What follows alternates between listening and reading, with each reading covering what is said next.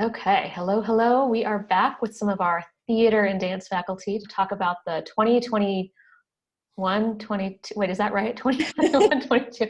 Is anybody else completely lost track of what year it is? Yes. Anyway, we're going to talk about next season. And I'm sure that none of these wonderful people here with me today need an introduction at this point, but I'll do it anyway. So if you want to just like give a wave when I introduce you, we'll just do it that way. So we've got our department head, LaMee, and director of musical theater, Jeremy Franklin, director of the dance program, Amanda Benzin, and acting directing professor, Ben Reigel. And those might not be your official titles, so I apologize, but hopefully they were pretty accurate.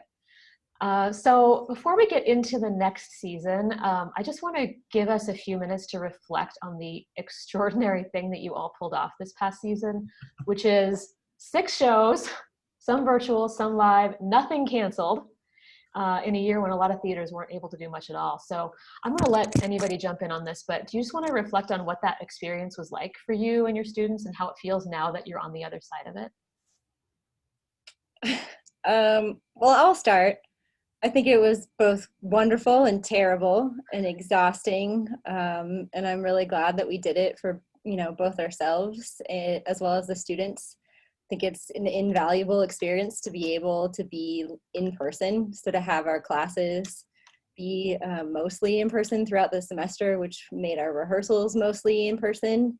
But having technology to serve in those times when we couldn't be in person has been really wonderful.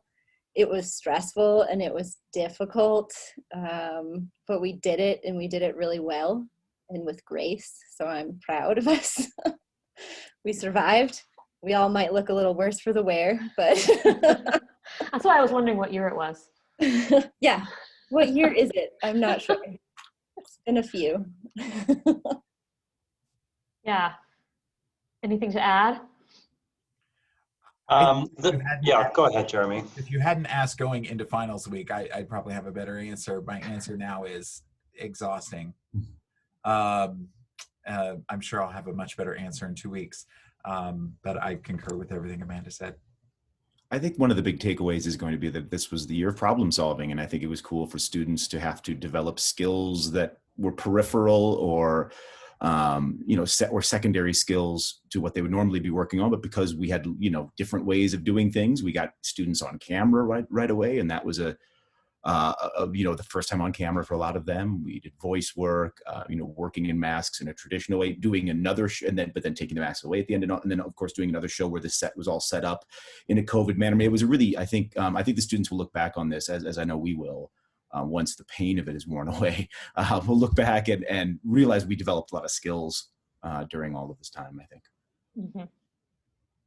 Yeah, and that seems to be like one of the big things that people in the creative arts are developing anyways, that problem solving, collaboration, creativity, which is why I think these majors that we graduate have a particular skill set, and they just got a superpower boost of that this particular year because we were doing things we had never done before, and I think it's really a testament to the faculty and students that we were able to do it at a high level, and we last year decided about this time that we were going to produce a season with these titles and that we were going to do it come hell or high water. And we actually were able to do what we said we were going to do. And, and really without much variation,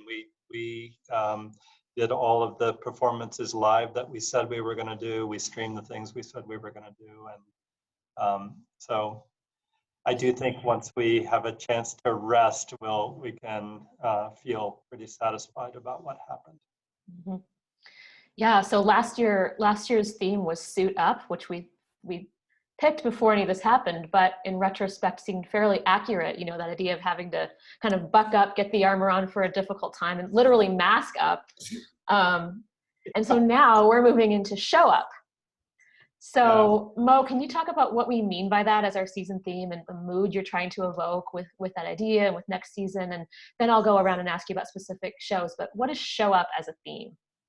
Well, I think, we're all excited to show up together is probably one of the major things, and that we can hopefully show up in a communal way. We really wanted it to be a celebratory season, a season of celebration that we've survived what we've survived in a way, and to be able to get together in a room and really celebrate our art form, which has been, even though we did well last year, has been truncated and in certain ways, and to be in rehearsals for weeks upon end, being all masked up, and then just to remove that and to be able to see each other's faces in person, that's starting to happen now, and it feels like this extraordinary relief and worth celebrating. And so show up for us means the show is up.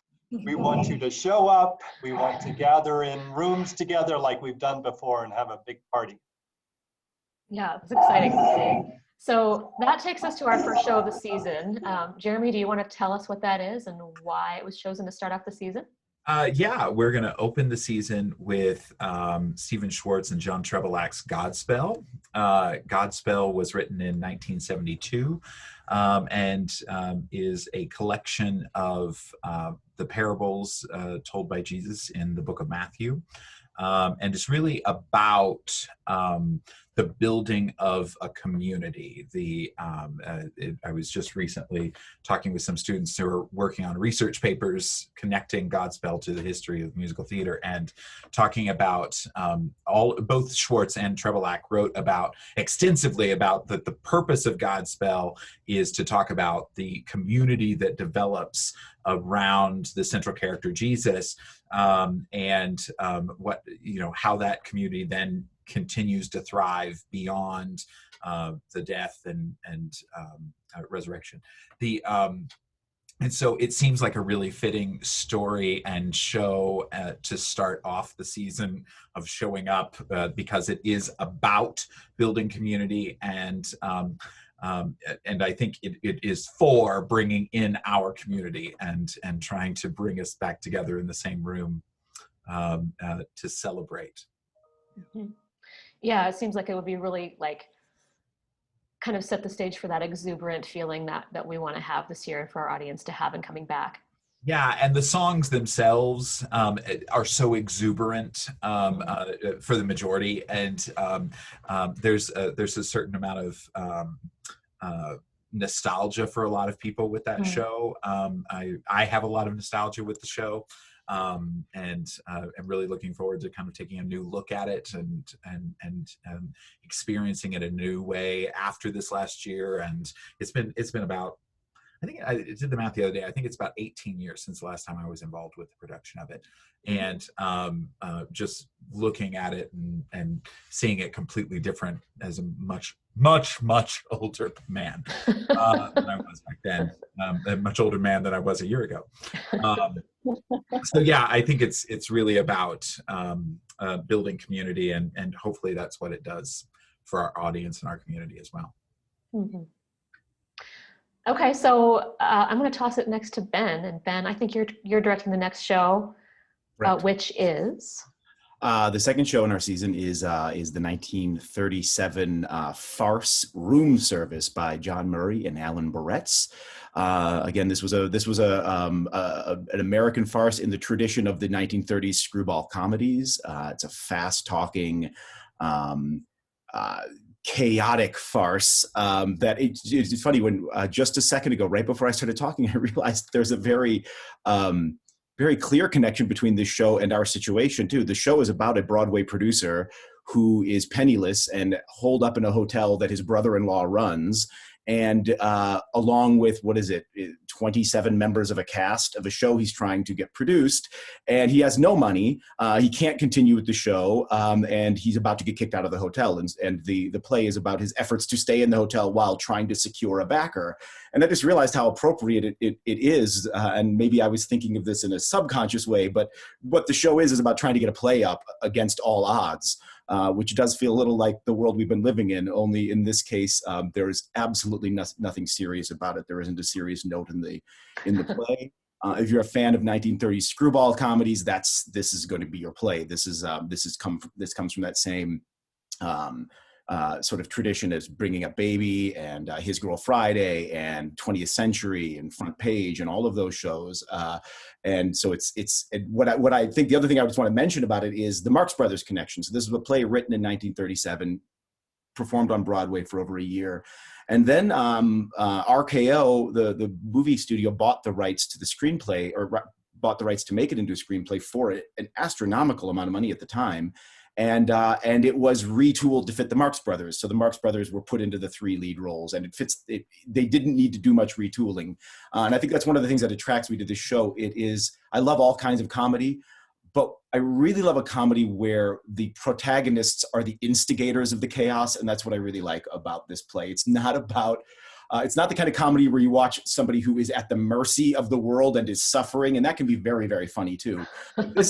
You are watching the agents of chaos do their thing. It's Bugs Bunny. I mean, this is one of the archetypal characters that Bugs Bunny was, that fed into what turned into the Bugs Bunny we know, this character, Gordon Miller, the Groucho Marx role in this play. And so it was like fast, funny, relentlessly fast, funny farce that if we do it even half right, I think the audience your side should hurt when you leave the show if we've done our job at all. And also just a very difficult show to do for our students. And I mean that in the best way. I have full confidence in their abilities, but this is a tough style and a really useful style. This is the root of what we think of sitcoms. This is where that comes from, that just fast, relatively thin stock characters, but ridiculous situations and clever writing and shenanigans. So I'm giddy. I was just telling Mo the other day, I'm giddy about doing this show. I read the script every day and I laugh so hard just reading it to myself. I can't wait. If the audience likes it, we're in for a treat. Well, you definitely had me at Bugs Bunny, so. Okay, good. Yeah, that's all. I mean, that's really all you had to say. Hopefully people remember Bugs Bunny. So we have a musical and we have a straight show, a comedy, which brings us to dance, which closes out our fall. So Amanda, how have you chosen to tie the dance concert into our overall theme? Yeah, so really it's been, for me, conversations with the students of what has it been like the last year and what do we want it to be like next year? Things that we've kind of taken for granted in the ways that we could show up into the studio and physically touch, share space in a different way. The past year we've had to be at least 6 to 10 feet apart while dancing, which means our cast sizes have been much smaller than they have been in the past. It's just kind of changed the way that we find connection. So we, have been really thinking about this idea of connection. And while we are lucky to be in person, we haven't had that physical connection in so long. So that was one thing that kept coming up. And then the other idea is ideas around time and how time has kind of stood still and also been epically fast over the past year. When we got to the point after the shutdown this semester, the students were trying to remember like what happened last semester once that happened, and their memories were just completely wiped as far as what did the end of spring semester look like. So it was just really interesting to realize our relationship to time has changed so drastically in the last year. So that landed us on our fall title, which is Time to Connect. So really researching the ways that we explore time and togetherness and connection in the fall. Mm-hmm. Yeah, so more of that idea of community and bringing people together. Yeah, absolutely. Nice. So, okay, so our spring musical is generally our biggest show of the year. And we have kind of a doozy this year. And Mo, I love that you're directing this one. So tell us, what will be occupying your brain for the next 9 months? Afraid SpongeBob is going to be occupying my brain for the next 9 months. And talk about chaos in your brain. I was sharing a story with these guys that when my kids were growing up, in the morning, the cartoons were going on, and I would be heading off to go over to the theater, and usually have a meeting to go to, and then inevitably I'd get stuck on the way out the door because SpongeBob was playing, which I think is maybe the most brilliant. I think it surpasses Bugs Bunny. I'm sorry to say it, but it is. There's more jokes packed into 2 minutes of SpongeBob than most half-hour shows, and all of their episodes are about 12 minutes long. So I'm a great fan of SpongeBob the cartoon, and so was Tina Landau, who was the creator of the show. And Tina probably is not really known, I suspect, outside of theatrical circles, but she's been kind of a superpower woman who's done all of this theatrical creation. She was at Colorado Shakes a number of years ago. I don't know if you knew that, and did some of the great roles of Shakespeare in a one-person show. And so she's just done a lot of things. And what she did is she went out and she talked to all of these various composers, some just to their estates, because like with David Bowie, David was already deceased, but she talked to the estate, and they were like, sure, you could use a song. It's kind of an astonishing list. All of the songs, I think there's 16 of the songs, are composed by different people. And so what you have is this incredible mishmash, not unlike SpongeBob, all of these different styles just crashing against each other. And it's super fun. And the music itself is, a lot of it is really big. Like there are these big kind of gospel numbers that are happening during the course of it. And big orchestration, big choral sounds. And it's inspiring music. And then there's like this little pirate song that I think Sarah Bareilles put together that is just super charming, and all the pirates are singing this song that is now stuck in my head. And it's really, I think you will, if you come into the theater heavy-hearted, you will leave uplifted, because that's the nature of the show. And it's also housed just the SpongeBob is a classic clown figure, which is a clown figure encounters whatever they encounter, and they get slapped down and beat up, and then they just go right back to the thing, as if nothing else has ever happened before. And that's kind of that's the way SpongeBob encounters the world, and there's something really charming about it. So I'm really excited about it. Yeah, and not just for kids. Not at all, and that's what you love about SpongeBob the cartoon, is that so much of the humor is really intended for adults to go right over the kids' heads, but it's so smart, and this musical is really smart as well.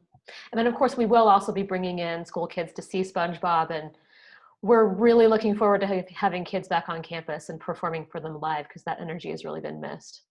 Yeah, I'm excited about it. Yeah. So we're doing something quite different for that 5th slot of the season that's still in development, but Mo, maybe you could give us kind of a teaser of what that concept is. Well, this was something that kind of kicked around. Ben brought it to me, I don't know, a couple months ago, and I thought it was interesting. At first I was like, no, we can't do it. But it's actually the idea of doing a bit of a rep of both student and potentially faculty work, plays that we would not normally be able to, because like if you look at all of these shows that we're doing, they're big shows, and we want them to be, they have big casts. It's kind of an obligation, you almost feel like, with college shows, to cast a lot of people and give a lot of opportunity. But a lot of the plays that we cherish, we don't do, because they're 2-handers or the 3-handers. And so we just wanted to create a space where we could do some of the shows, and we don't even know exactly what those shows are yet. So that's definitely a work in progress, and we're kind of holding this as a rep festival for the spring, and we will be excited to share with you when we know what those things actually are. Yeah, and so of course those details will be coming within the next few months. Yeah, hopefully in the next month or so. We need to figure it out. Yeah. Great. So If it doesn't happen, then the tickets we'll be selling will be a battle royale between Mo and Ben fighting over which is better, Bugs Bunny or SpongeBob. Yeah, That's exactly. what we'll sell the tickets for. I would watch that. Yeah. SpongeBob Bugs Bunny debate. You know, I'm going to say this, Mo. I think Roger Rabbit is a cross between Bugs Bunny and SpongeBob. Ooh. Before there was SpongeBob, but if you think about Roger Rabbit, I Yeah. think he's sort of right. The You middle might of be the two. right about that. How is there not a Roger Rabbit musical? Is there a Roger Rabbit musical? Probably too hard to get the right. Think of all of the rights that had to come together when they made that movie. It's Yeah. actually amazing that they got, you know, Bugs Bunny and Mickey Mouse, and I mean they got everybody in that, and I bet that would be a legal nightmare. I think the same is true actually with SpongeBob the musical. I don't know how they got the rights to all of these various songs. It's crazy. So, okay. So finally, as always, our spring dance concert will close out the season. So I'll bring it back to you, Amanda. Yeah, so our last concert is Finding Joy. We've missed Finding Joy. It also is kind of our way of bringing back the celebration that was canceled. We had Celebrating We last spring that we didn't get to celebrate together. So now we get to find some joy together and what that means to us at this point, having, you know, been, like Mo was saying, through hell and high waters and through the exhaustion and stress of all things. Now, how can we find what really makes us joyful, you know, not just happy, but joyful. Yeah, that's in a lot of contrast to some of the things that you were able to explore this year, which was exciting. The embracing the shadow, just kind of a complete turnaround from that, which is exciting. So, I mean, it's so exciting, just the prospect of being back in the theater with a full house again. I mean, I feel like I think about that theater magic that I used to feel as a kid coming to the theater, and I feel like it's kind of back. Like there's that giddiness of excitement to come to the theater. Yeah, it's an exciting time. I'm just Beth Malone was just in. She's like recording because she's doing a little self-tape because she's got now film and television and theater starting to produce things again, and it's just it feels kind of thrilling to know that we're getting back to doing what we love to do. Yeah. And I think we love it maybe even more because we've sort of been, I'd love to just go see a show somewhere that I didn't have anything to do with, and go sit in the theater. Oops. Well, tickets for the season will be available mid-August. And so if you're on our mailing list, you'll get a postcard in the mail at that time. If you're not, you can go to our website to opt in. You can also check back here on Facebook or on the website for updates. And the website is coloradomesa.edu/arts/theater. So thank you all for taking the time to be here today. As you're madly grading and finishing out your semester, congratulations on a great season. And I hope that your summer is super restful. Thanks, Laura. Thank you.